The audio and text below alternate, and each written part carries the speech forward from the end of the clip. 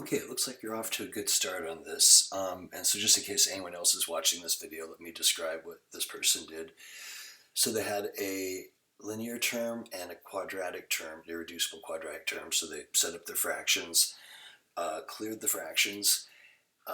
So we have this numerator here, a times that denominator, and bc times this denominator. And then next they let x equal 2, since that was our 1, 0 we had available, and solved and got to a equals 2. Okay, so let me pick it up from there. And I'm bringing this line over to my whiteboard, and the fact that a is 2.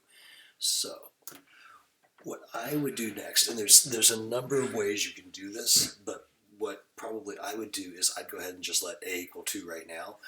And then, because right now if we solve this and we get everything set to each other, we're going to have 3 equations with 3 unknowns. We're still going to know a, we're going to be able to plop it back in there, but we'll have done a lot of work to get there. So I'm just going to do it first, and then that's going to give me 2 equations with 2 unknowns, and that's going to be easier. So let's throw a 2 right there, and to avoid rewriting all of that, right here I'm just putting a 2, and I'm going to distribute as I write my next line. So 3x squared plus x, and then this would be 2x squared now,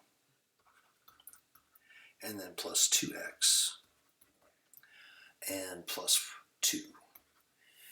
And then over here, that's going to be, let's go ahead and do the FOIL while we're here. So bx times b will give us bx squared, bx times negative 2 minus 2bx, and then plus cx, and then minus 2c.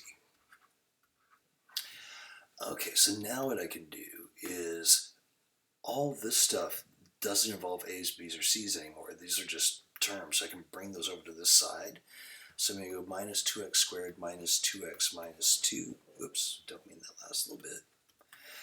And so over here, minus 2x squared minus 2x minus 2. Boom, boom. Okay, so 3x squared minus 2x squared, so that leaves me an x squared. X minus 2x, so that is negative x, and then that minus 2 would come down. All that stuff canceled out, so now I'm left with this right here. As I write this down, I think I'm going to factor that x out. How do I want to write that? I think I'll write it like this. So we're going to have a negative, I'm just going to write it as a plus, and then the negative 2b plus c times x. And if you look, if you distribute that x back through, you get exactly this. So this is just going to make it easier to match up in here in a second. And then that minus 2c. So, oops, before I do that, let me put a 1 right there. So what this means is, oops, I needed a 1 right there too. So what that means is 1 equals b, and then negative 1 equals that mess right there, and negative 2 equals negative 2c. So let's solve those out. So pretty easy to solve that one, b equals 1. I'm not going to solve this one out, but let me show you what it would look like. 2b plus c equals negative 1 right there. And then right here I have negative 2c equals negative 2. And so dividing over c equals 1. If I want to check this, I could throw them in here and make sure they come out to negative 1. Probably not the worst plan.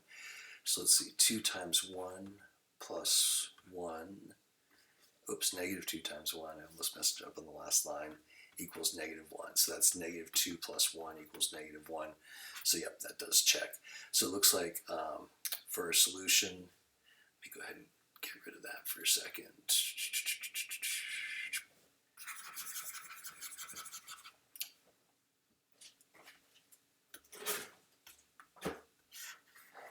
We should have a was 2, so that would be 2 over x minus 2, and then plus the bx plus c there, which would be like 1x, we're just playing x plus 1 over the x squared plus x plus 1.